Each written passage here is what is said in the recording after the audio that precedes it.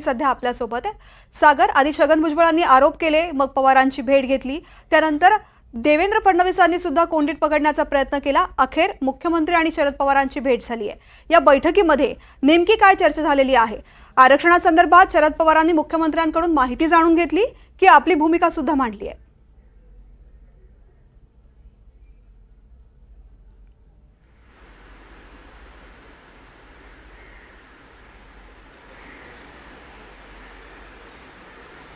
सागर, माझा आवाज येतोय आपल्याला?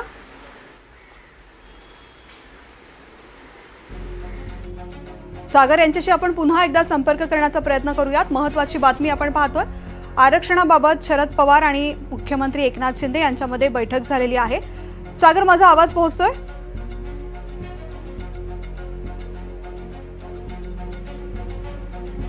सागर, शरद पवार आणि मुख्यमंत्री एकनाथ शिंदे यांची बैठक झालेली आहे। बैठकीमध्ये शरद पवार यांनी सरकारच्या आरक्षणाबाबतची भूमिका जाणून घेतलेली आहे की फक्त स्वतःची सुद्धा भूमिका यावेळेस मांडली आहे?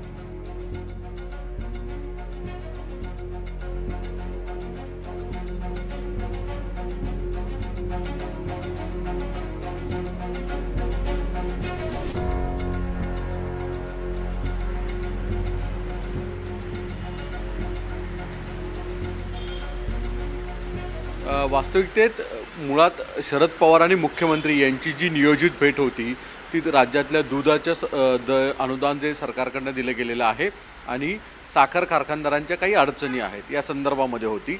शरद पवार यांच्या गटाचे निकटवर्ती त्यांचे आमदार अशोक पवार जे शिरूरमधून प्रतिनिधित्व करतात, त्यांच्या कारखान्याच्या हमीच्या संदर्भामध्ये वारंवार विनंती त्यांनी केली होती, पण ती जी मदत आहे ती होत नाही। याच्यामुळे शरद पवारांनी थेट मुख्यमंत्र्यांची वेळ घेतली आणि आज भेट घेतली। निमित्त या दोन्ही विषयाचं जरी असलं तरी या संपूर्ण मीटिंगनंतरनं शरद पवार आणि मुख्यमंत्री एकनाथ शिंदे या दोघांची एक वेगळी 12 ते 15 मिनिटाची बैठक झाल्याची माहिती उपलब्ध होती। या बैठकीमध्ये मुख्यमंत्र्यांनी स्पष्ट सांगितलेलं आहे की मनोज जरांगे यांना राज्य शासनाच्या वतीने कोणतं आश्वासन देण्यात आलेलं आहे, ते आश्वासन कशा स्वरूपामध्ये आहे आणि त्याची अंमलबजावणी कोणत्या कायद्याअंतर्गत होऊ शकते। दुसरा मुद्दा राहतो तो हाके यांच्या संदर्भामध्ये हाकेंची भूमिका कशी योग्य आहे आणि हाकेंच्या संदर्भात सुद्धा शासनाच्या मंत्रिमंडळातले सहकाऱ्यांनी दिलेलं आश्वासन नेमकं काय आहे हे सांगितलं। एका ज्यावरनं सगळं उपस्थित होतो, या बैठकीनंतरनं राज्याचे मुख्यमंत्री असोत किंवा शरद पवार असोत यांनी माध्यमांशी थेट उघड पद्धतीने भूमिका मांडली जरी नसली तरीसुद्धा एक गोष्ट आहे की यापुढे आता शरद पवार सारखे ज्येष्ठ नेते हे कधीही असं म्हणू शकणार नाहीत की मराठा आरक्षणाच्या संदर्भामध्ये मला कल्पना नाही, कारण की साखर कारखानदार असोत किंवा दुधाच्या संदर्भामध्ये जे मुख्यमंत्र्यांची भेट घेत आहेत आणि त्यानंतर तुम्ही 15 मिनटं त्यांच्याशी वेगळी चर्चा करताय, तर अशा दरम्यान त्यांनी वेगळी ही भूमिका का मांडली नाही असा प्रश्न आता सत्ताधाऱ्यांकडनं विचारला जाऊ शकतो। कदाचित मुख्यमंत्र्यांना आणि 2 दिवसापूर्वी काल फडणवीस यांनी केलेलं विधान असेल किंवा मागील आठवड्यामध्ये शरद पवारांचा थेट सिल्वर ओक गाठणारे भुजबळ असेल, या सर्व नेत्यांचा हाच एकमेव अजेंडा होता की शरद पवारांनी आता ओबीसीच्या राजकारणाच्या संदर्भामध्ये आणि मनोज जरांगेंच्या संदर्भामध्ये भूमिका घ्यायला हवी आहे। कदाचित याबाबतचे राजकीय आरोप प्रत्यारोप पुढील कालावधीमध्ये दिसतीलच, पण मुद्दा उपस्थित राहतोय तो शरद पवार हे आत्तापर्यंत कायम या गोष्टीपासून अलिप्त राहिलेले आहेत आणि महाविकास आघाडीच्या वतीने सुद्धा वारंवार एका बाजूला एक नेता सांगतो की ओबीसीमधून देण्यात यावं, विजय वडेट्टीवारांसारखा नेता सांगतो की ओबीसीमधून द्यायला नको आहे। ह्या सगळे जे मतमतांतर एकाच पक्षाच्या लाईनवर चाललेले आहेत ते कुठेतरी उघड करण्याचं काम आता महायुतीकडनं केलं जात आहे। आजच्या भेटीच्या दरम्यान शासकीय निमित्त होतं, पण मराठा आणि जरांगे ओबीसी या विषयावर मुख्यमंत्री आणि शरद पवार यांची भेट झालेली आहे।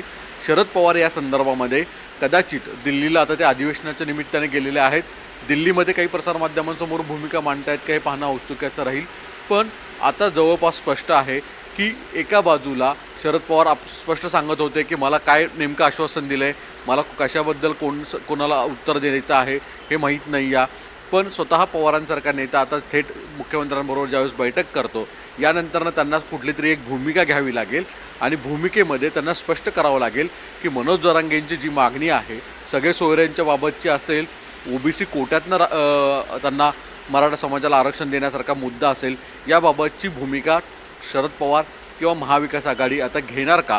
कदाचित ती भूमिका घेण्याची वेळच महायुतीने आणलेली आहे, कारण की वारंवार दुटप्पी भूमिकेवरनं विधानं करणं आणि सरकारचीच कोंडी करणं हे गेले काही दिवस सुरू होतं.